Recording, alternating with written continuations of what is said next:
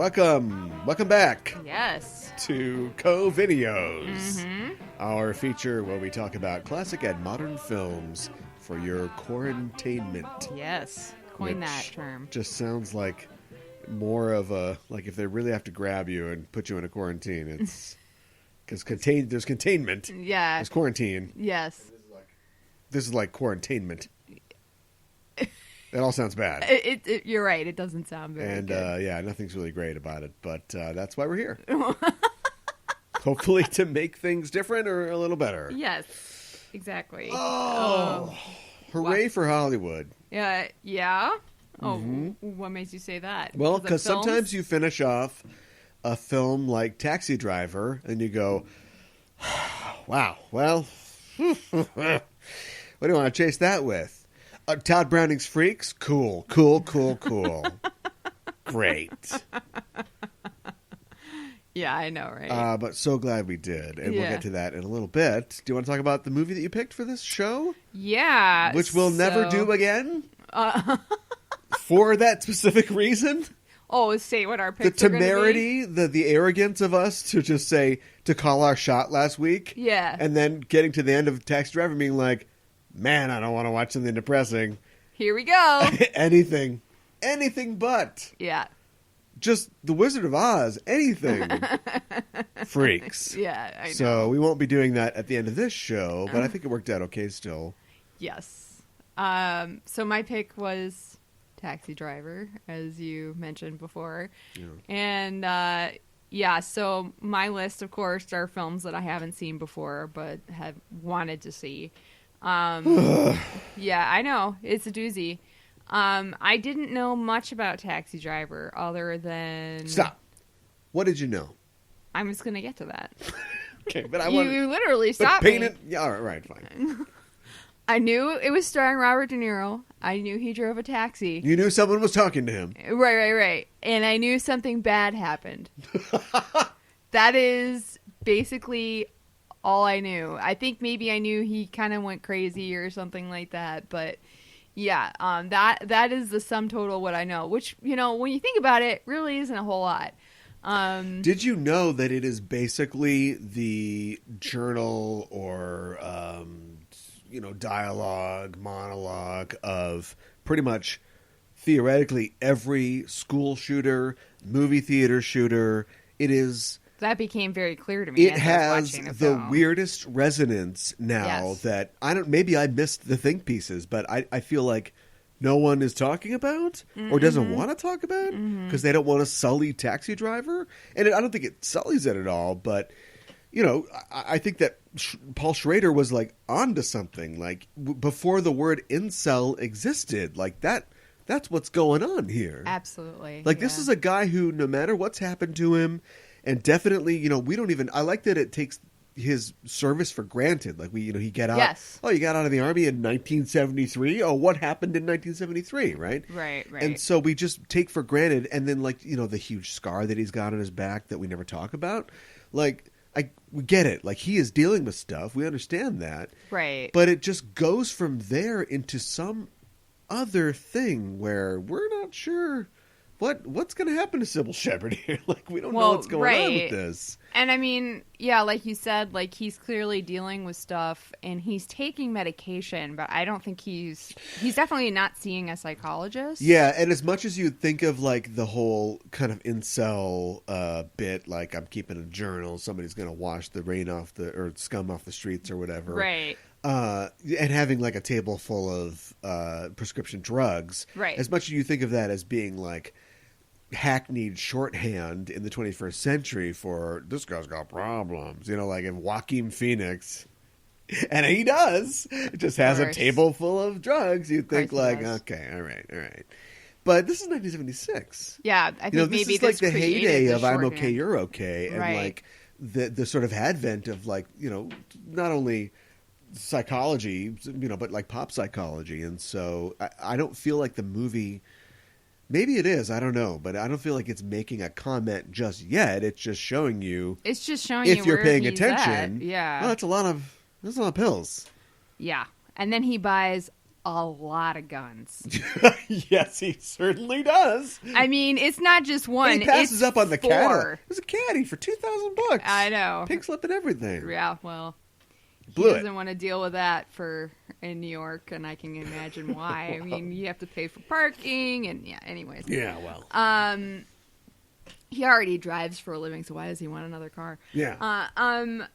Yeah. So just like weird. Like he's an odd one. Like when we first meet him, I think he's when he's first signing up for a taxi. Yeah. But like he is obsessed with Sybil Shepherd with Betsy before he meets her. He kind of stalks her. It's weird. Like you already know this guy is weird even at the beginning of the movie. And then he invites her out on a date and she says yes, and he takes her to like a softcore porn. It wasn't soft. It wasn't? It wasn't even soft. I don't think it was soft. Okay, there you go. And he's all like dismayed and like completely surprised that she wouldn't like that. Like what? Well, what? Okay, so a couple things. First of all, he's talking to the personnel manager played by Joe Spinell, character actor who was Rocky's yes bookie or so his to loan shark in Rocky. Yeah. And there's a ton of character actors in this film. Oh yeah. Remember, this was like, Behind the Green Door, Deep Throat. This is like the 70s. Like some pornos played in like main theaters. So weird first to run me. theaters. I didn't know that. Yeah, so I don't think it's way out there, but it is weird for a first date. Yeah, right. This is not like a couple's let's go have some fun type thing. Like no. This is a first date. Yeah, and they're clearly from different worlds. Yes, and what I like about it is that once again, remember, like I'm not saying this is the first time any of this stuff has ever happened, but it's definitely pre-Taxi Driver.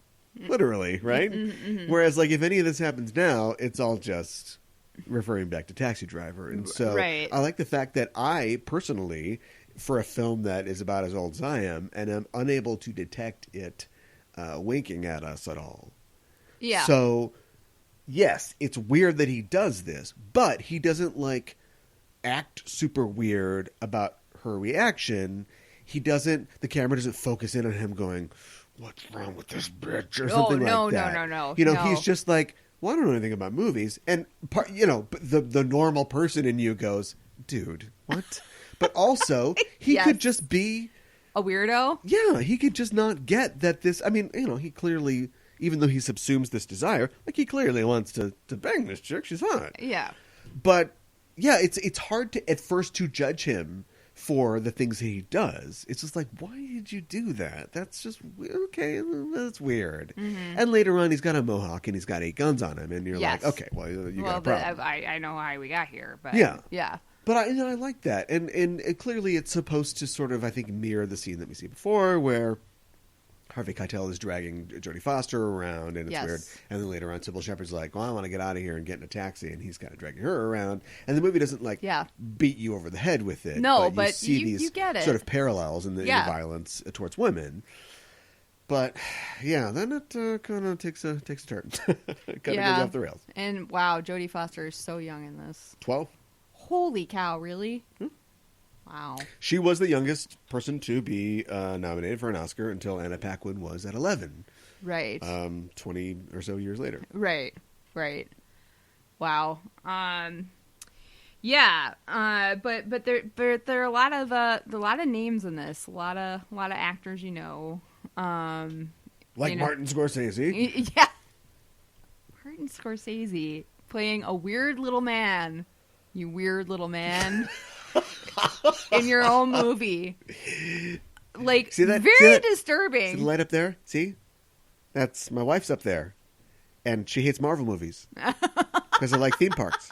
I bet you think I'm pretty weird. I don't like Marvel movies. Yeah, and he just, like, doesn't know how to react. And I mean, it's like, I get it. You're in a service where somebody pays you, so how do you react? Who's the bad guy here? Yeah, is it the city or is it Travis Bickle? You know what I'm saying? Well, but I think it's like, I mean, I know it's the 70s and I know New York is a mess and like, if nothing else, this movie is a fascinating picture of New York in the mid 70s. Like it is, there's so much of it is, I don't love this movie as much as everybody does. Sure, I think that's fine. I think it's fine. Mm-hmm. And I like I said, I think it is a fascinating time capsule of the time period. I think there are some great performances, and I think that it is very interesting, engrossing in the way that it is sort of like dreamily cut together. You know, it's not. You think about following a character now. If you watched a Lifetime movie or something like that about a character descending into madness, like you know what you would get, like you can see it in your mind already. And this doesn't really do that necessarily. No. He just watches a lot of TV, right? But the way that he's driving down the street and he's just the things like the meter ticks over, the green light, the meter ticks over the green light, the meter ticks over the green light, you know, and just like the repetitive action. Yeah, like that. I guess I'm not talking myself into liking it again, but that's all really great. But like, what actually happens in the film is just not that really. Well, I don't find it that like enthralling. No, maybe it's because I've been brutalized by movies inspired by this. You know, a million movies about like watch this come off the streets. You know, it's just one man's. I'm gonna stand up to this. Well, right, like and also just the relentless events of the last 20 years as far as gun violence goes. But yeah, yes, and like he almost tries to assassinate this presidential candidate. That's a weird little thing, right? This idea of this presidential candidate who clearly is, you know, is just an empty suit. I mean, is full of platitudes. It don't mean anything. No, we are the people. And Sybil Shepherd and Albert Brooks work for him. Yeah, but we never really get like a sense of who he really is. You know, why they? I mean, they just follow him because they're ignorant. You've got people like, you know, Wizard and everybody and Sport who are down in the middle of this stuff. And they're like, we're going to clean up this town, and they don't get it. But I don't feel like it's deep psychologically beyond that. Not really, no. I like when the Secret Service guy's like, well, just give me all your information, and we're just going to send you the brochure. Yeah, okay, or what? Okay. Camera guy, get on him. Yeah, we're going to take your picture. Yeah. Nominated for 4 Academy Awards, won none. Wow. But it did win the Palme d'Or at Cannes. Okay. All right. I mean, that doesn't really surprise me. So I think that, like, you know, what he does at the end, like, I think he thinks he's liberating Iris, and then I guess we kind of find out that's, in a roundabout way, that's kind of what he did. But, like, he kills, like, 3 people, and the newspapers, or at least the clippings that we see and that are posted on his wall, are heralding him as a hero. Right. And I just, as I was watching it, I was not expecting that. So I was kind of like... Yeah. So I was kind of like surprised to see that, you know? I mean, I know he killed some of the scum that he talked about. Well, the film, but at the same time, like, does Sport deserve to die? Like, no. I mean, you can look at a character played by Harvey Keitel in the 70s and 80s and go, well, that's not a good guy. Well, right. But, you know, does he deserve to get murdered and shot in the dick by Travis Bickle? Yeah. And the guy that gets his hand blown off, we don't know anything about that guy. No. And so, yeah, I mean, it's just like, that's probably the best part about the movie, although it gets complicated now, is that it has no real... Well, it kind of does, but it has no real judgment about the morality of anybody's actions, you know? In fact, the biggest statement in the film is Travis slays 3 and is lauded as a hero and goes back to his life as a cab driver. I know. He just goes back to it. And they have restraint, but he also has some resolution with Sybil Shepherd because it's like, oh, yeah, I know. In the paper. It's like, yeah, okay. No, I don't want your money. It's fine. I know, like, he's a good guy. Kind of like almost insinuating that maybe they'll date or something like that. Oh, do you think that's what it was? I thought he was saying, like, not only do I not need to like talk to you because I'm sort of over you, but also I don't even. The only thing I've done in this movie is be a cab driver and carry my cigar box full of money everywhere, and I don't need your money. I don't want your money. It's like fine. Well, maybe, but I did kind of feel like as he was driving away, it seemed like he was memorizing where she lived. Oh, oh yeah? Yeah. I got that he was like looking around and like... Oh, I thought that the look in the rearview mirror was just, the sort of paranoia that came from a guy who murdered 3 people and it's still on the street. Okay. But no, well, maybe. I'm willing to accept that. Okay, also one other observation. Albert Brooks, yeah. I think to some extent, I think that Seth Rogen channels Albert Brooks a lot. You know who would love to hear that? Who? Seth Rogen. Yeah. I think like, I'm just like looking at this film and just the way that he talks and the way that he carries himself. I think it's very, I don't know. I was reminded of Seth Rogen for some reason. So, just a random observation. Do you remember when Albert Brooks said, "You know how I know you're gay"? That's all I can think of. Last thoughts for Taxi Driver. Really dark, and like you said, like almost like a poster movie for incels. And in like a way, it's like I don't want to celebrate it because of but I don't want to think of it like that because I know that Scorsese was just like he was telling the story and he felt like Henry Hill's not an incel. He's made plenty of movies that have nothing to do with sexually frustrated men. But yeah. I think it is weird to. This is the thing about art. It better keep giving something or it doesn't matter anymore. Well, right? That's true. Like, that's God true. bless the great train robbery, but nobody's really looking at that like, what can we learn from that? Oh, it turns out the train isn't going to come out of the screen. Like, we've kind of moved past that, right? Yeah. And so I'd like, you're lucky, Taxi Driver. Like, this thing has now happened that we're struggling with in the real world. And I think the document has been with us for 50 years now, and it is Taxi Driver. Like, it exists. Yeah. Look at this. I know, and it just reminds me of college. How so? Because my roommate liked taking his shirt off, and he had guns and would point them at a mirror. Oh my god! Yeah. Wow. For us, it was a Desperado, though. Remember in Desperado, he had the things like "not yet," and then like the guns would come out of his sleeves. I don't think I've seen Desperado. Get that list out. The only thing is you have to get through El Mariachi first. Oh, okay. No, unfortunately. All right, let's talk about my pick. Yes. You ready? Yes. 1932, Todd Browning's Freaks. Yes. Ever seen it? No, I've never seen it. I had not either. Yeah. I've seen... I feel like I've YouTubed all the significant scenes, but now I've been able to sort of cut them all together into one long narrative. Although, not that long. It's like it's like an hour 5. Yeah, it's very short for a full-length film. Yeah. So, yeah. I wasn't sure what it was about.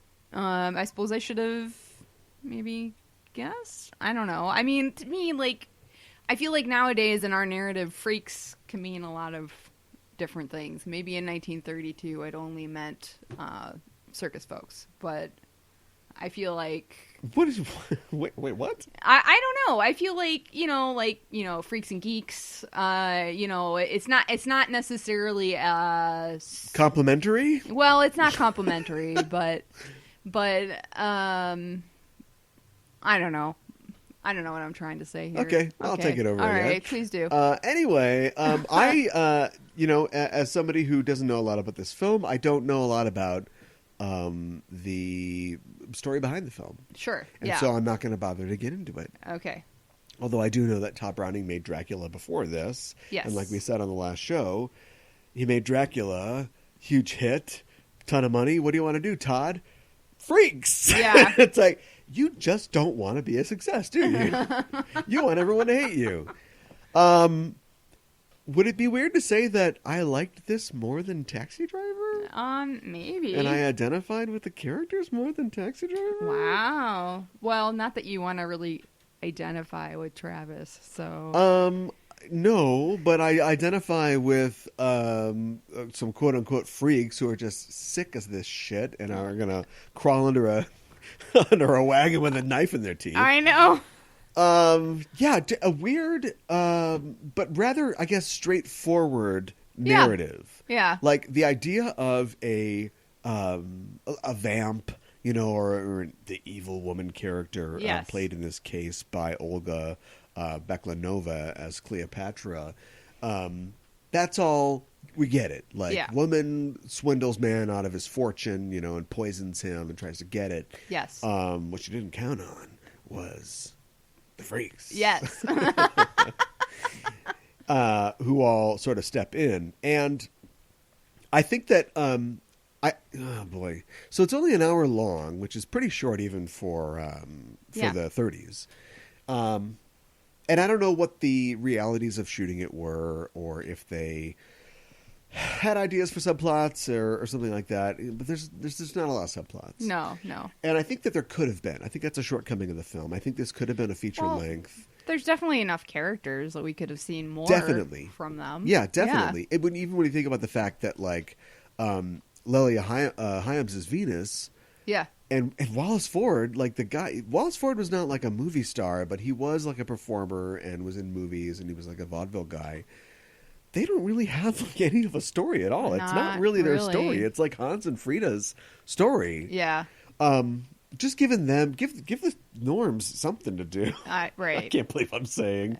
But other than that, like I thought it was well shot. I felt like the characters were clearly defined. Yeah. And you kind of got who everybody was. Mm-hmm. The only like real drawback was just a technological one. It's just a really old film, and so it's hard to understand the German accented people who are delivering their lines. I found the dialogue a little bit impenetrable. Yes. But you mostly get what everybody's kind of talking about. Mm-hmm. And I found it to be kind of compelling. Well, yeah, I mean, and this idea too gets brought up at some point. They're at the wedding night of Hans and Cleo. Yeah. They're shouting, well, we accept her as one of us. Gooba Gaba. Gooba Gaba, whatever. And they're drinking from this enormously large glass, I'm assuming alcohol, and everybody's taking a sip. And they're chanting this whole thing, and it's kind of freaking her out. Like, and I think I said to you, it kind of sounds like a cult, but you get this sense that, maybe there is some sort of power here. Maybe they have some sort of connection that she doesn't know about. And I think that's like what her fear is, Yeah. And I don't think that you would even need for them to be... I mean, the sort of point of the movie is that they're sort of like bound by their uniqueness. And, yes. But you could easily just have it be, we're theater folk, we're circus folk. Right, they have we're a fair code. folk. Yeah. And like you want to come into this... or the mafia, Right. Like you want to come into this family, that's fine. But you got to be part of us. And immediately you're like, no, screw you guys. I'm not part of you. It's like, we don't trust you. I don't don't know about like this you. one. Yeah.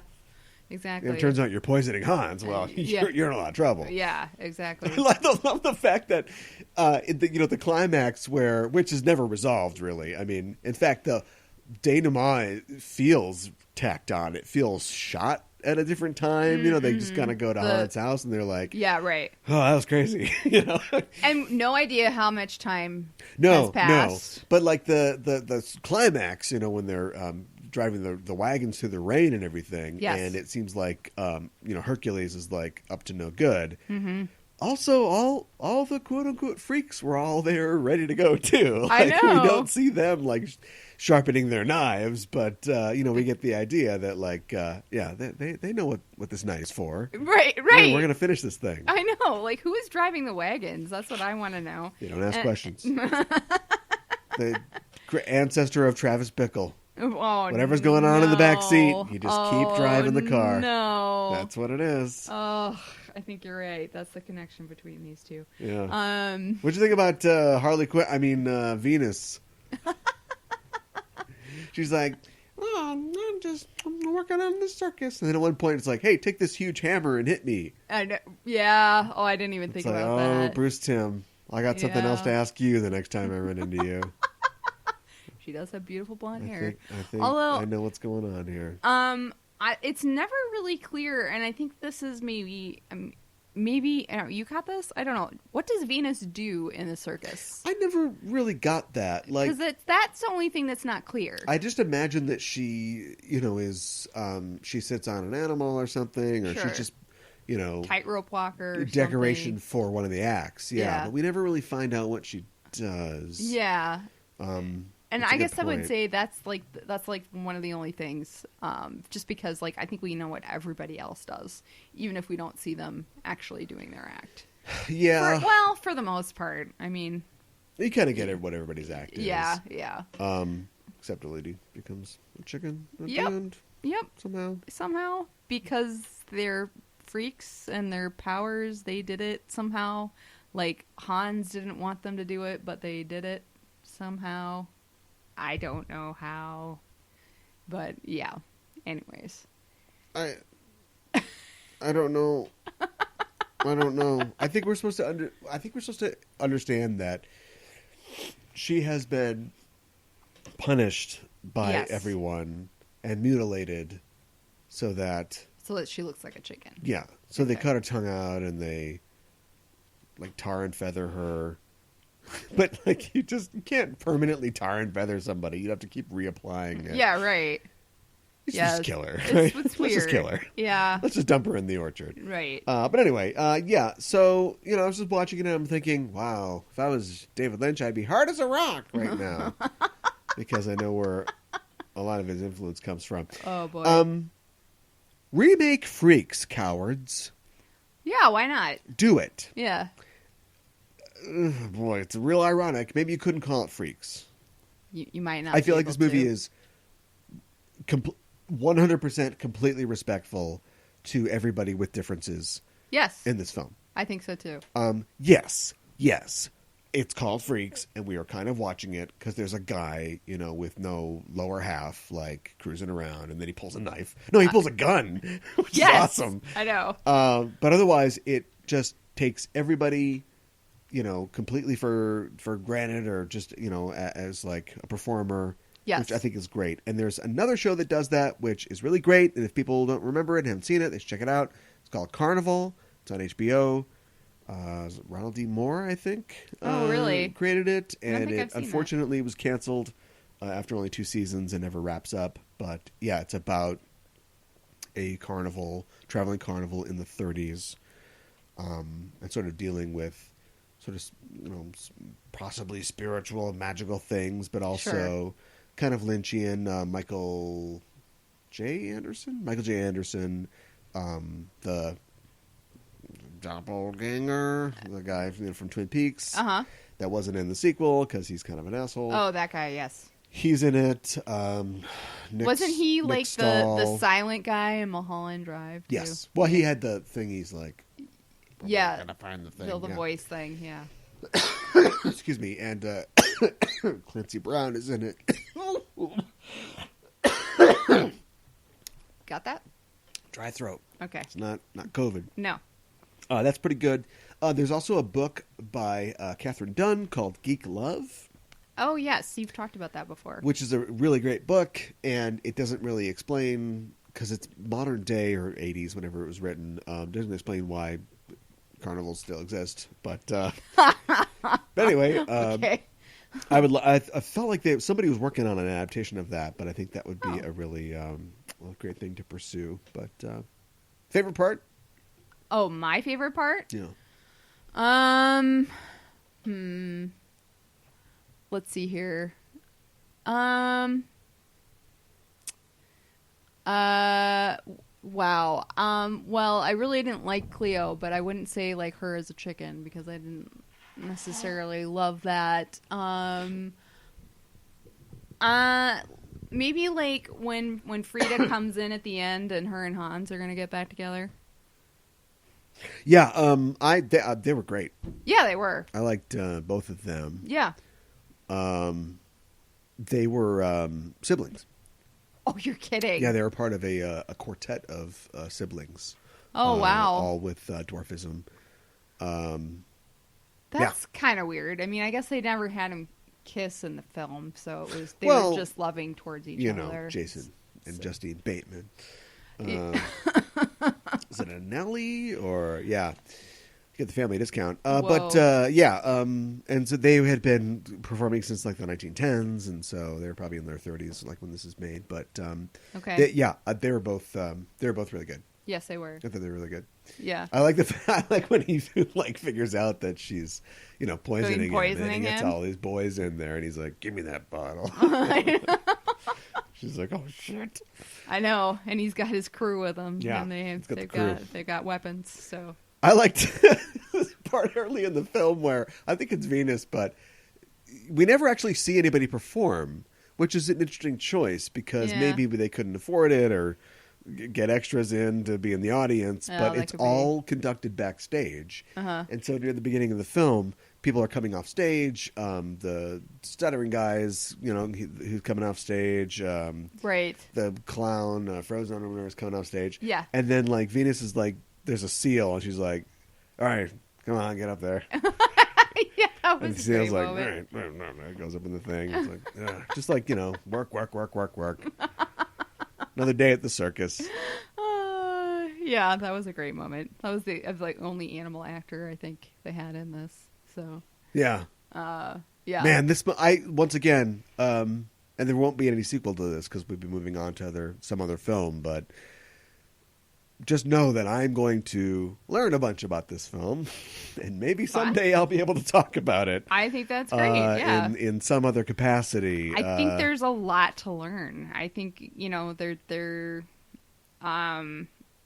I think that Browning had a real affection for the circus, and I think that comes through.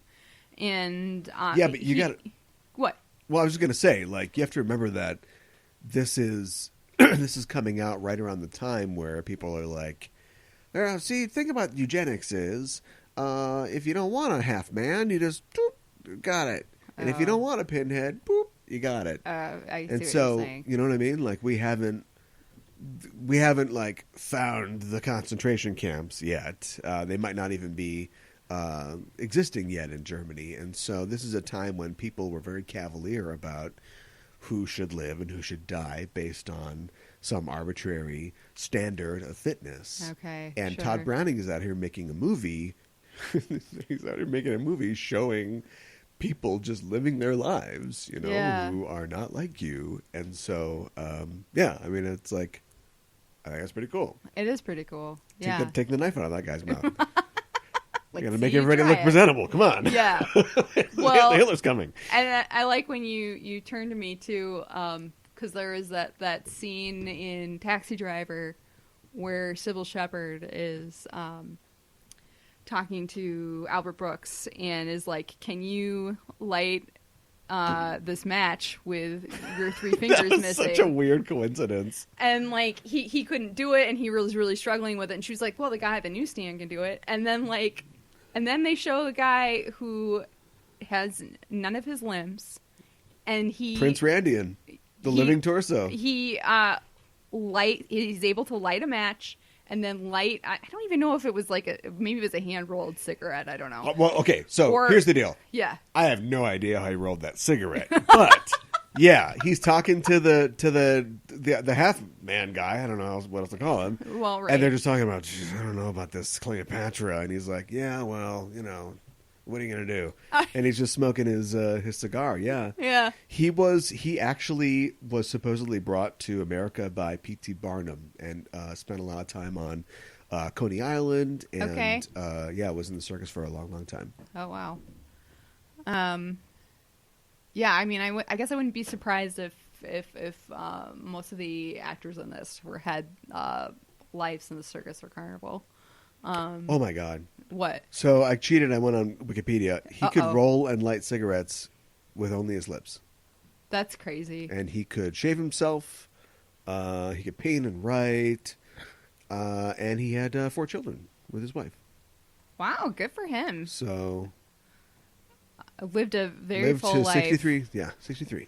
I mean, I think what that can teach you is a couple things, but like, you work with what you got. We should wrap this up. What can that teach us? Oh, can that teach us something? All right. Why don't you count out the 10 things it can teach us? Oh, will you stop on your it? little sausage-like fingers? Okay, stop. All right. So anyway, thumbs up. Thumbs up, Taxi Driver. Oh, you getting mad at me for my little sausage fingers, and then you say thumbs up. Very sensitive. Okay, all right. Eyes rolling northward for both these films, I think. Yes. Right? Yeah. Have we seen a real donger yet? we have not. I don't think. No. This has been going good so far. Although, like I said, we will not be announcing what movies we're doing next to give us a little play. Just so in we the system. have a little leverage. Yeah. But yeah, I think it's going well so far, and hopefully you are enjoying these films that we're talking about. And a lot of these films, I don't think we've done anything yet that's not available anywhere.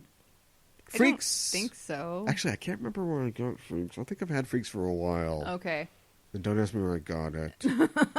But we're trying to stick to well-known films. Yeah. Films you can get access to. Yeah. When I start, plowing through my Tarkovsky selections, it might get a little rough. But, yeah, the plan is to let people follow along with us. Mm-hmm. So we hope you're doing that at home. And I guess that's pretty much it. Yeah. Anything to say to the lads and ladies? Hope you are staying well and staying healthy. Keep washing those hands. And speaking of washing, yeah, one day a real rain's gonna come and wash the scum off of these streets, or something like that. Yeah. All right. Well, anyway, we'll be back probably before you know it. And until then, we are signing off. It's COVideos from Just Enough Trope. I'm your host, Calvin. I just fell into the thing. I'm your co-host, Mikan Hana. We'll keep the geek fires burning. Yeah.